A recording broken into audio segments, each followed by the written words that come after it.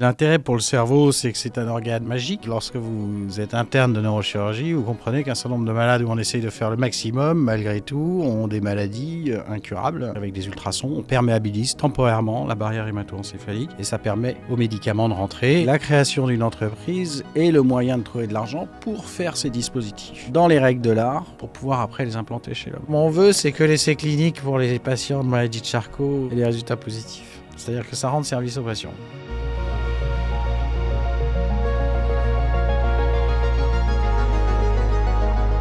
Bonjour à toutes et à tous et bienvenue pour ce nouvel épisode de From Science to Impact, le podcast de MSD Avenir, consacré à ceux qui, au-delà de la recherche, de la médecine, ont décidé d'avoir un impact beaucoup plus concret en créant une entreprise. Professeur Carpentier, bonjour. Bonjour. Vous êtes neurochirurgien, vous exercez à la Pitié-Salpêtrière et vous êtes aussi le cofondateur, ou fondateur d'ailleurs, je ne sais pas si c'est unique ou cofondateur, d'une medtech, Cartera. On va en parler durant cet épisode. Mais j'ai une première question. Pourquoi la neurochirurgie? Pourquoi cet intérêt pour le cerveau à l'origine? La neurochirurgie, l'intérêt pour le cerveau, c'est que c'est un organe magique en deux choses. Un, sa complexité neuronale, donc la dimension infinie du réseau et des connexions neuronales, qui en fait un réseau très difficile à comprendre, d'une complexité énorme. Et deuxièmement, le fait que c'est un organe et c'est le seul dans l'organisme, qui ne se régénère pas. Et donc, il a une dimension de protection. On doit lui donner véritablement une protection énorme quand on est neurochirurgien, parce qu'on sait que tout geste n'est pas réparable, entre guillemets. Donc ça fait deux dimensions difficiles, scientifiquement et techniquement, chirurgicalement. Et voilà. Malheureusement, j'aime bien le difficile. Donc c'est la difficulté qui vous a attiré vers la neurochirurgie. Ouais. Mais quand vous dites que finalement c'est un organe qu'il faut protéger, mais ça veut dire qu'il est aussi beaucoup plus complexe à traiter. Exact, il est plus complexe à traiter parce que l'anatomie, il n'y a pas d'anatomie réelle. Tout le cerveau se ressemble en tout point là, dans son volume. Et en effet, il est très fragile, donc il faut le protéger. Et à un moment, comment vous êtes dit, justement, vous êtes neurochirurgien, entre guillemets, vous soignez des patients, c'est de la chirurgie, même si c'est de la neurochirurgie, donc un domaine très spécifique. À quel moment vous êtes dit, dans votre parcours professionnel, la chirurgie, ça ne suffit pas, la neurochirurgie, ça ne suffit pas pour justement s'attaquer à ce cerveau, cet univers à lui tout seul? Là, c'est quand vous voyez les patients très rapidement. Lorsque vous êtes interne de neurochirurgie, vous comprenez qu'un certain nombre de malades où on essaye de faire le maximum, malgré tout, ont des maladies incurables et des maladies qui nous échappent. Et donc, il y a un certain nombre de challenges médicaux qui deviennent forcément des challenges scientifiques pour comprendre ce qui se passe et puis essayer d'apporter notre contribution pour améliorer le devenir de ces patients. Et il y a des patients qui vous ont fait un déclic à un moment ou certaines pathologies, justement, qui ont été plus marquantes? Il y a des patients qui vous ressemblent. Notamment toute petite série de patients qui vous ressemblent et vont vous identifier énormément et vous trouvez que la maladie est insupportable. Plus que pour d'autres malades. C'est humain de raisonner comme ça. Et ça, vous dites, c'est vraiment injuste. Alors ça peut m'arriver, mais c'est vraiment tout de même injuste et donc il faut que j'essaye de faire le maximum. Et c'est pour ça que je me suis dit, la chirurgie c'est fantastique, et ça reste mon activité principale, mais il faut que je donne une dimension recherche en plus à tout cela pour essayer de voir si je peux contribuer à quelque chose. Donc c'est en rencontrant certains patients qui vous ressemblent que vous vous êtes dit, je dois aller au-delà de la neurochirurgie? Oui, qui me ressemblent ou qui ne me ressemblent pas, mais en tout cas, des patients pour lesquels vous trouvez que c'est vraiment injuste, la maladie, on ne la comprend pas suffisamment, on n'y arrive pas à traiter ces gens-là, à les guérir, et donc voilà, on est né pour... Un médecin, c'est là pour guérir, donc quand il n'arrive pas à guérir, la situation n'est pas confortable. Ce qu'on veut, c'est améliorer les choses. J'essaie de comprendre cette situation injuste. C'est quoi? C'est des patients jeunes? Oui, c'était plutôt des patients jeunes. Ouais. Ouais, c'est ça. Oui, c'est surtout ça. Oui, c'est là où on se dit la maladie n'a pas sa place et il faut bouleverser l'ordre naturel. Oui, c'est vrai que l'âge... Et si on vient à le domaine qui va entre autres nous intéresser avec Cartera, dans cette partie neurochirurgie qui évolue vers autre chose, hein, dans votre réflexion, à quel moment vous attachez, si je puis dire, le mot au glioblastome, en tout cas, à quel moment vous dites c'est là où je veux agir aussi? C'est sûr que quand on est jeune neurochirurgien, on est confronté à des tumeurs cérébrales malignes qu'on appelle le glioblastome. C'est des patients qui arrivent en urgence. Et donc, quand on est jeune neurochirurgien, on est confronté rapidement à cette pathologie-là. Et on sait qu'on leur donne 9 mois, 10 mois de survie supplémentaire, ce qui n'est pas énorme. Et donc, une des grosses problématiques pour lequel sont confrontés en fait l'ensemble des neurosciences, c'est ce qu'on appelle la barrière hémato-encéphalique. C'est le fait que les vaisseaux dans le cerveau sont triplement étanches par rapport aux autres vaisseaux du corps humain. Et étant particulièrement étanches, les chimiothérapies ou les médicaments que l'on donne par voie veineuse ou par la bouche ne vont pas être délivrés en quantité suffisante dans le cerveau.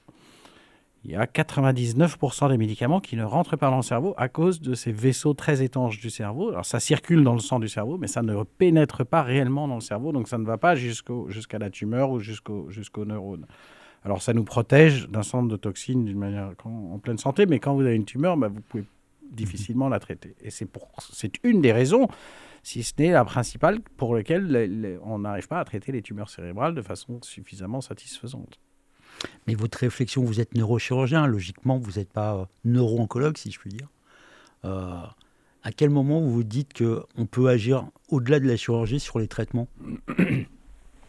Neurochirurgien ou neuro-oncologue, c'est à peu près la même chose. On est confronté au malade, on est clinicien et on est au jour le jour au pied du malade à faire nos différentes choses. Je pense que le vrai gap, il n'est pas là. Le vrai gap, il est avec le chercheur fondamental, qui fait de la recherche fondamentale et qui est en laboratoire et qui essaye de trouver des solutions. Et le vrai saut, ça a été de se plonger dans cet univers-là, entre guillemets, pour essayer d'apporter une preuve d'abord au niveau du laboratoire que ce que je voulais faire, perméabiliser cette barrière, parce que le but, c'était de perméabiliser la barrière pour que les chimiothérapies puissent rentrer dans le cerveau. Donc c'est vraiment là, c'est pas le neuro-oncologue, neurochirurgien, c'est vraiment le clinicien versus le chercheur. Et c'est vrai que le clinicien connaît la problématique, connaît la dimension humaine, le besoin, ce qu'on appelle le medical need, c'est-à-dire le besoin des patients. Et si lui, après, il va dans le labo, il est capable de dire, j'ai besoin de ça, ça et ça, comment je vais dessiner ma recherche pour arriver à résoudre cette solution-là. Donc là, vous étiez donc chirurgien, clinicien. Vous identifiez ou vous réagissez à ce besoin d'urgence vis-à-vis des patients et vous tombez dans la recherche parce que pour vous, c'est la voie pour trouver de nouvelles solutions, de nouvelles réponses. Oui. Concrètement, c'est vraiment ça. Tout à fait. Quand vous êtes clinicien, vous traitez un malade, puis un autre, et à chaque fois, ça vous prend un certain laps de temps. C'est une mission extraordinaire. Mais vous n'avez pas l'effet, ce que j'appelle l'effet multiplicateur, c'est-à-dire que vous ne pouvez pas vous mettre sous prétexte que vous devenez bon, vous ne pouvez pas vous mettre à opérer 5000 malades dans la journée. Et donc ça, il y a un petit côté frustrant. Une usine va pouvoir fabriquer, si elle a inventé un truc super, 10 000 produits très rapidement. Et donc nous, on est confrontés à cette limite où un patient nécessite un certain nombre de temps, et puis après, on peut passer à un patient supplémentaire.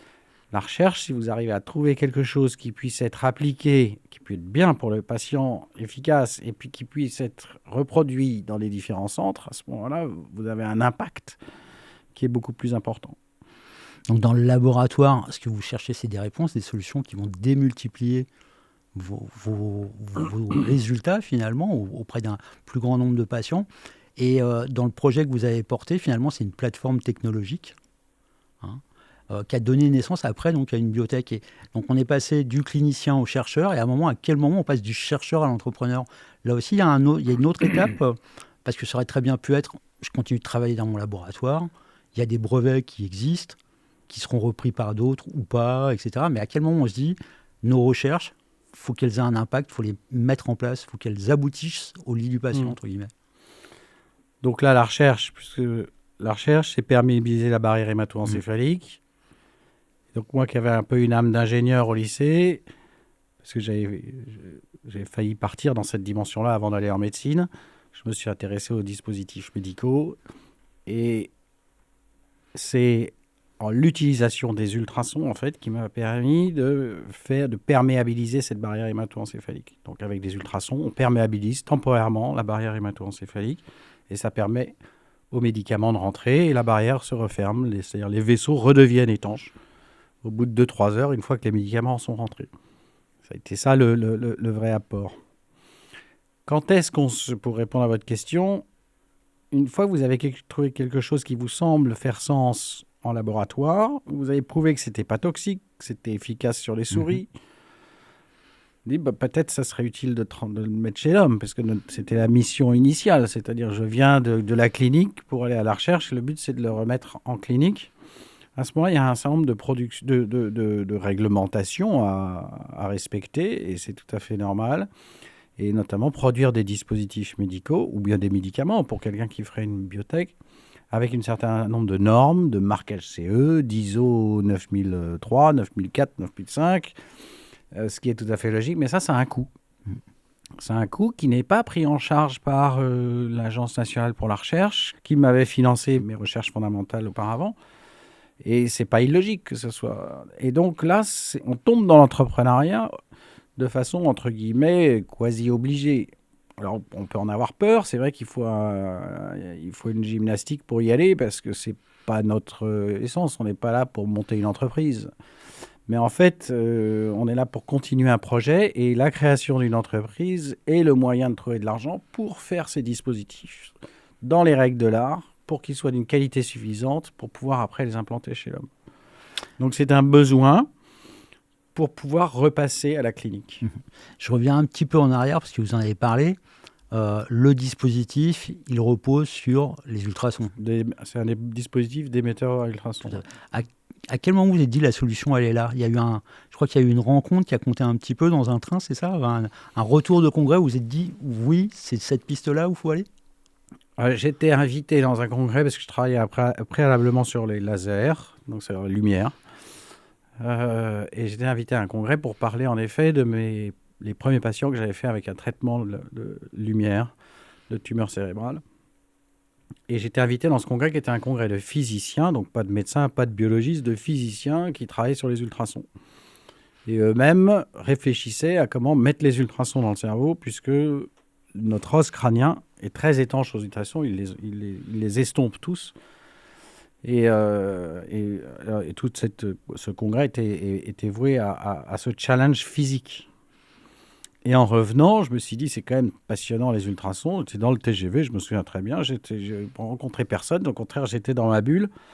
Et là, je me suis dit, cette utilisation d'ultrasons, ça a un avenir quand même. Enfin, il y a un potentiel énorme. Comment je peux faire pour que ça soit simple pour le malade, que ça soit simple à implémenter dans les soins courants, et donc que ça puisse se diffuser, entre guillemets. Si vous imaginez quelque chose de trop compliqué, en pratique, les technologies ne se développent pas. Donc, à la fois, la clinique vous dit quel est le besoin, mais vous dit aussi ce qu'impose la routine d'un hôpital, la faisabilité, la lourdeur d'un traitement. Si vous rajoutez des choses très compliquées, ça ne pourra jamais être pris en charge. Et en plus, après, financièrement, ça ne pourra pas être pris en charge par la sécurité sociale ou quoi que ce soit si c'est une usine à gaz, parce qu'il n'y a pas trop de choses impliquées. Donc là, vous avez cette idée dans votre bulle, dans le TGV. Vous retournez à la Pitié-Salpêtrière, vous êtes dans le laboratoire, vous commencez à la développer, vous avez l'accompagnement par l'Agence nationale de la recherche, c'est bien ça. Et à ce moment-là, les années, les mois passant, quand même, ça ne se fait pas en quelques jours, c'est là que vous basculez en vous disant, pour aller jusqu'au bout, il faut créer l'entreprise. Ouais. Ça se fait, cette nouvelle bascule, il y a eu de clinicien à chercheur, là on passe de chercheur à entrepreneur, cette nouvelle bascule, est-ce que vous y pensez déjà assez rapidement quand vous êtes dans le laboratoire, en vous disant, il faudra aller jusque-là, ou est-ce que c'est simplement un moment où vous vous dites, on a les résultats, il faut passer à l'étape d'après et on est obligé de passer à on a les résultats, le but c'était pas de créer une entreprise, non, on a les résultats, ça vaut la peine. À ce moment-là, vous candidatez toujours pour avoir quelques appels d'offres pour continuer vos recherches. Et il y a notamment un appel d'offres du ministère de la Santé, du ministère de la Recherche, qui était à l'époque Valérie Pécresse et qui m'avait donné ce prix émergence. Et puis mon président d'université de Sorbonne, les deux m'ont dit, mais Alexandre, il faut créer une entreprise. parce que c'est comme ça que vous arriverez à développer la technologie. Et c'est les deux, cet effet permissif quand même de l'académique, et quand même, moi, m'apportait énormément. Et l'aide financière apportée par le ministère de la Recherche dans le concept d'une création d'entreprise, ce qui était relativement nouveau. Maintenant, mais à l'époque, c'était assez magique parce que ça vous donnait l'autorisation de le faire. Parce que le milieu de la santé n'est pas... Enfin, le milieu hospitalier n'est pas un milieu entrepreneurial du tout. Et même sur la partie académique universitaire, vous venez de le dire, les présidents vous ont poussé à créer votre entreprise. C'est un changement de culture de la part du milieu académique en France ? Oui, il y a eu un changement de culture depuis la loi Allègre, de Claude Allègre, qui était fantastique et qui a permis justement à des chercheurs ou des cliniciens-chercheurs de créer une entreprise tout en restant fonctionnaire. Enfin, le concept de l'entreprise ne devenait plus un conflit d'intérêts avec la science académique d'État. Et à la condition qu'il y ait un brevet, à la condition que vous y passiez pas trop de temps non plus, enfin un certain nombre de conditions, mais ça rendait les choses possibles. Ce qui existait aux États-Unis, mais ce qui a été mis en France en 99, je crois. Et progressivement, les mentalités, en effet, ont évolué très positivement dans ce sens-là, parce que finalement, c'est le seul moyen véritablement de transformer une innovation en quelque chose à grande échelle et potentiellement bénéfique pour le pays après, en termes de souveraineté, science et commerce, entre guillemets. Donc vous arrivez à l'entreprise, à Cartera, et là, c'est les premières étapes. Il faut trouver de l'argent, il faut trouver une équipe, il faut se structurer, il faut diriger, entre guillemets, il faut manager. Est-ce que c'est la même chose de manager un laboratoire que de manager une start-up, parce que on est dans le monde de la start-up. Alors non, c'est pas la même chose du tout, parce que moi, c'était une start-up sur les ultrasons. Donc, c'est une start-up faite de physiciens, donc d'ingénieurs. Donc, je connaissais les chirurgiens, je connaissais les médecins, je connaissais les biologistes, mais je ne connaissais pas les ingénieurs.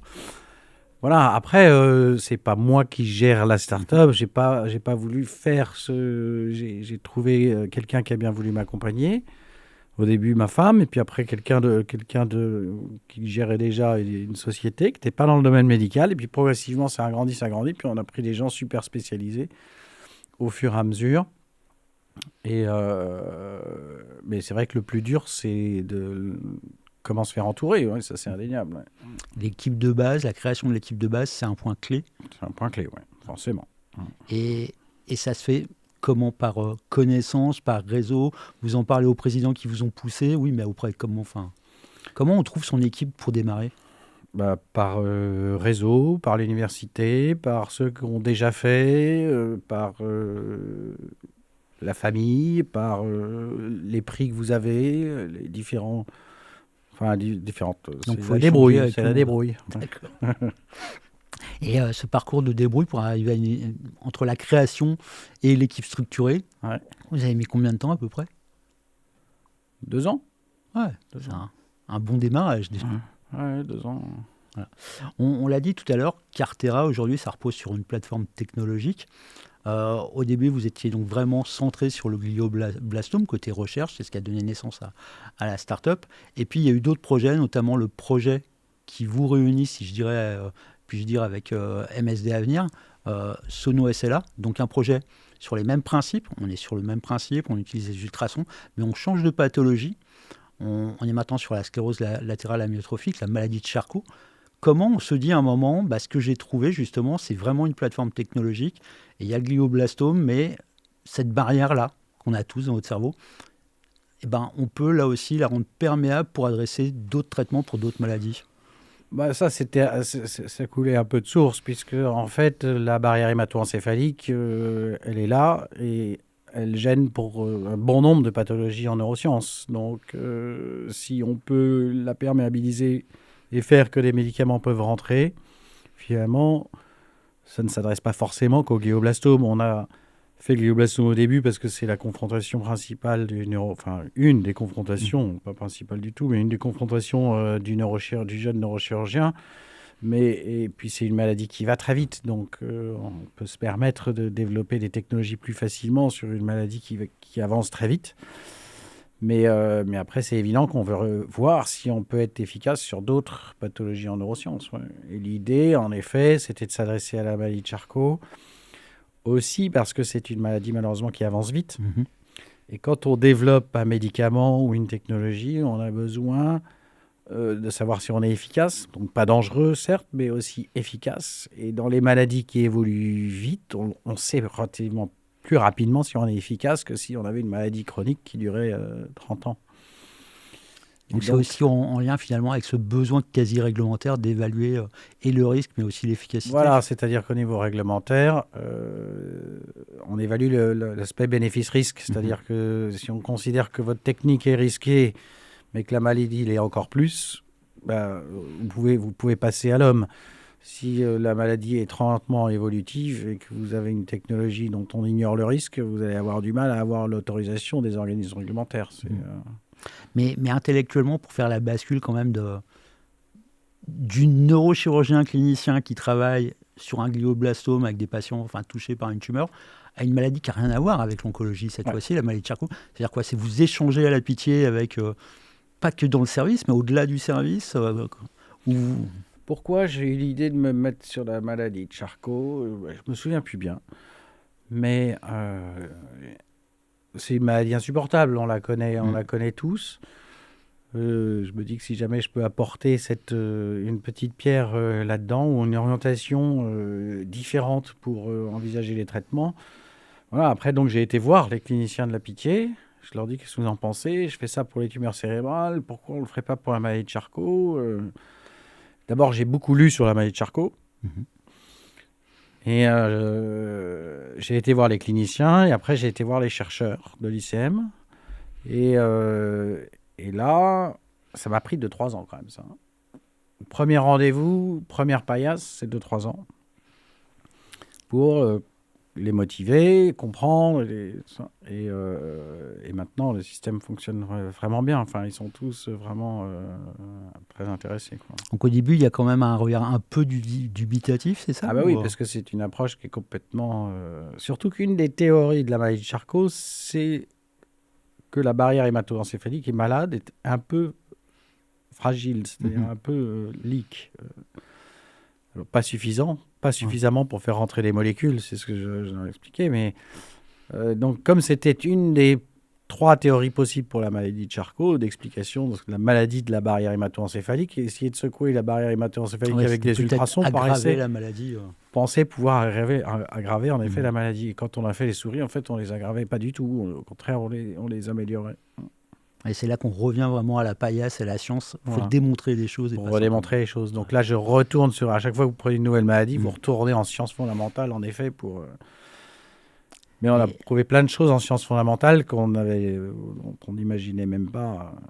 Je ne veux pas dévoiler les choses, mais il y a d'autres idées dans votre tête en ce moment, au-delà de la maladie de Charcot, au-delà du glioblastome. Vous n'êtes pas obligé d'en parler si c'est pour plus tard et que vous ne voulez pas tout dévoiler, mais juste, est-ce que ça bouillonne tout le temps? Est-ce que ça bouillonne tout le temps? Oui, ça bouillonne tout le temps, oui. Ouais. Je reviens sur la partie plus entrepreneuriat. Vous l'avez dit, la première étape, c'est vraiment de constituer son équipe. Et c'est pas la même chose d'échanger avec un monde d'ingénieurs que d'échanger avec des biologistes, des médecins, des cliniciens. C'est quoi cette différence d'échange, de management? Comment vous le qualifieriez? C'est les gens qui travaillent dans une société, qui sont chercheurs dans une société, on défriche, on s'amuse plus qu'il n'y a pas de difficulté.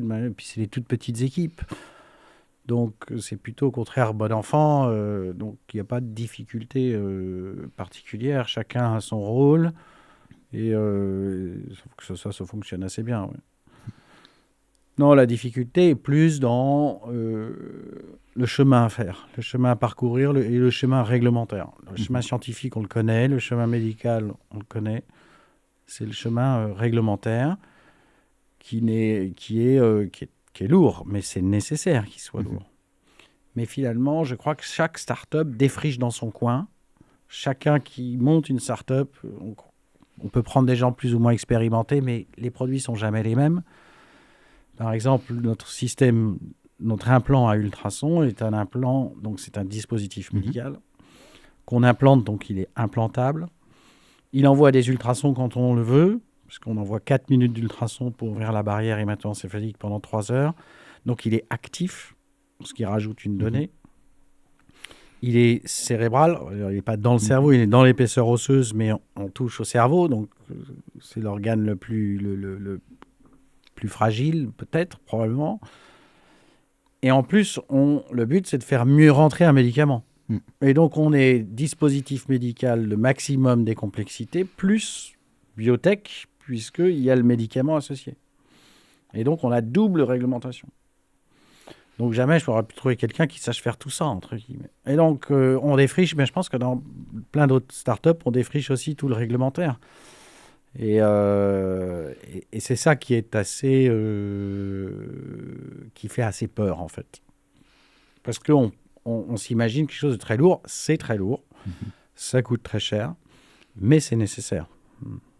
Et la NSM, qui est notre organisme de sécurité, a été top, aidant.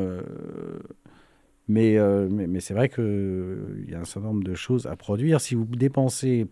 Si par exemple dans tout ce projet j'ai dépensé 1 euro recherche, en production je suis à une dépense de 2 euros et en réglementaire je suis à une dépense de 3 euros.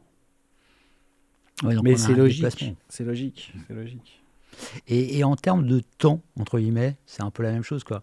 Le temps du laboratoire n'est pas celui du temps du clinicien, qui n'est pas celui du temps non plus de l'entrepreneur. Les projets ne vont pas à la même vitesse. Souvent, on dit que la recherche, notamment fondamentale, elle est sur des temps très longs. L'entrepreneuriat, il est sur un temps court parce qu'il faut un retour. Les investisseurs attendent un retour aussi. Il n'y a pas que l'aspect réglementaire où il faut avancer pour arriver sur le marché en choisissant des pathologies où on peut démontrer plus vite qu'ailleurs. Mais justement aussi sur l'investisseur. On l'intègre aussi facilement quand on est un clinicien-chercheur, cette dimension-là. Le chirurgien, c'est toujours un homme pressé. Donc, lui, il est plutôt sur le mode mentalité entrepreneur. Le chercheur fondamental, on a l'image de quelqu'un qui avance lentement, mais pas forcément du tout. Le réglementaire prend du temps. Non pas parce que l'organisme réglementaire met du temps à évaluer les dossiers, parce qu'ils vous répondent plutôt assez vite, mais c'est que toute l'accumulation des choses font que ça prend du temps. Donc là, par exemple, pour l'essai clinique qui va démarrer chez l'homme sur la maladie de Charcot, ça fait 2 ans qu'on a écrit le protocole. Mais parce que nous-mêmes aussi, on est fautifs. On oublie certains mots, on envoie au comité d'éthique qui dit « vous avez oublié tel mot ». Ah oui, c'est vrai, donc il faut qu'on renvoie à tout le monde. Donc c'est assez lourd de processus parce que finalement, il y a pas mal d'intervenants et puis on défriche. On est revenu justement sur le projet Sono SLA, celui qui est soutenu par MSD Avenir. Un soutien comme celui du fonds de dotation MSD Avenir, ça représente quoi pour vous ? C'est important parce que le fonds de dotation MSD est donc l'émanation d'un laboratoire pharmaceutique, d'un grand laboratoire pharmaceutique. Et c'est très important, lorsqu'on développe une techno comme ça, d'avoir un grand frère. Alors j'ai la même chose côté dispositif médical, mais côté médicament, c'est important d'avoir quelqu'un qui va vous dire « bah oui, c'est intéressant, et bien oui, ça va être utile ». Enfin, c'est quelqu'un qui connaît tout le milieu industriel et tout ça du biotech, et donc c'est rassurant, 2, ça aide, ça permet d'apporter aussi de la crédibilité, quoi. Si on revient sur Cartera, ou avant ou après sa création, je ne sais pas, est-ce qu'il y a un moment où vous vous êtes dit justement, avec Cartera, je suis en train vraiment, où je vais changer quelque chose ? Ah non. Non.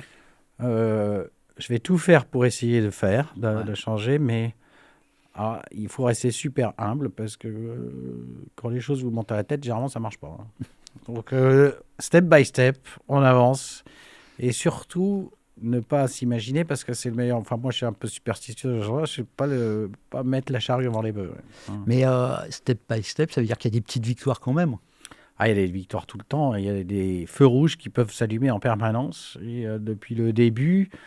J'ai eu beaucoup de chance parce qu'il y a finalement assez peu de feux rouges. Et quand je regarde le trajet fait depuis longtemps, je m'établis une espèce de grille des critères de succès ou des phénomènes, des moments où il y a des go-no-go ou des feux rouges potentiels. Et il y en a plein. Il y en a plein dans le développement d'une start-up ou d'une technologie. Et en cela, j'ai pas mal de chance parce que finalement, pour l'instant, tout reste ouvert. Et donc, Est-ce qu'il y a des feux rouges que vous avez identifiés où vous vous diriez j'aurais pu les éviter, ou c'est peut-être un conseil pour le prochain qui va échanger avec vous? Vous l'avez dit, vous avez échangé avec d'autres créateurs pour avoir des idées de comment on fait. Le prochain créateur qui va échanger avec vous, est-ce qu'il y a un truc que vous lui direz, fais surtout pas ça parce qu'on sait que ça fonctionne pas? Ah oui, là, il y a sur plein de sujets. Ouais.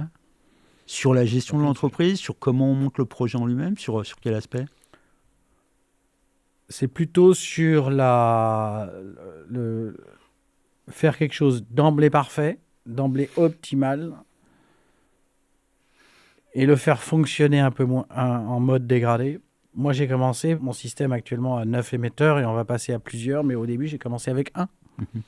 Puis après, j'ai monté à 3 émetteurs progressivement, et à chaque fois, je me tape 3 ans. J'aurais dû commencer d'emblée avec un système de bonne taille, entre guillemets, et l'utiliser partiellement, mais avoir toujours le même dispositif. Faut pas avoir peur de son ambition Faut médicale. Pas avoir peur de l'ambition, voilà, quitte à dégrader le système, mais il faut pas non plus imaginer quelque chose de trop compliqué, parce que trop complexe ne marche pas, mais trop d'aléas, donc c'est un doux mélange. Une dernière question. Si je vous donnais maintenant une baguette magique pour transformer le monde des biotech ou le monde de la recherche, à vous de choisir d'ailleurs, ça serait quel vœu vous exerceriez avec cette baguette? Vous avez le droit à un seul vœu. Un seul vœu. Eh ben, un accompagnement numérique, probablement IA, sur tout le chemin, sur le chemin à faire. Pas de l'investissement, on dit toujours la série C, on ne peut pas la faire en France. On a quand même des conditions qui sont quand même, je trouve, assez bonnes. C'est sûr que aux États-Unis, on irait peut-être plus vite. On aurait des échelles de financement plus importantes. Mais avancer vite, c'est pas forcément non plus réussir vite. Il faut peut-être avancer plus lentement pour réussir mieux. Mais c'est surtout toute la phase réglementaire. On découvre ça. Ah bah ça, on l'a pas fait. Il fallait qu'on le fasse. Il faut qu'on le fasse. Allez hop, ça nous reprend 6 mois en arrière et tout ça. Donc un système intelligent qui nous guide sur les différentes étapes, qu'on n'ait pas besoin de réfléchir, que tout soit, le déroulé soit entre guillemets automatiquement fait. Plus de fluidité dans le process réglementaire. En fait. Voilà. Et les experts, il y en a plein. Il y a des gens fantastiques, mais ils n'ont pas forcément de temps. Ils ne s'impliquent pas forcément autant que vous aimeriez. Et donc, je pense que s'il y avait mais je crois qu'il y a des boîtes qui se lancent dans ce sujet-là. L'accompagnement comme ça, réglementaire pour les projets innovants, ça serait très utile. Donc, c'est votre vœu pour demain quelque chose que BPI pourrait mettre en place. Mon vœu, c'est que l'essai clinique pour les patients de maladie de Charcot ait des résultats positifs. C'est-à-dire que ça rende service aux patients. On revient aux cliniciens de départ. Ouais, c'est l'essentiel. Professeur, merci beaucoup d'avoir partagé votre parcours avec nous. Merci beaucoup. J'espère à toutes et à tous vous revoir pour le prochain épisode donc de From Science to Impact, le podcast de MSD Avenir. Merci.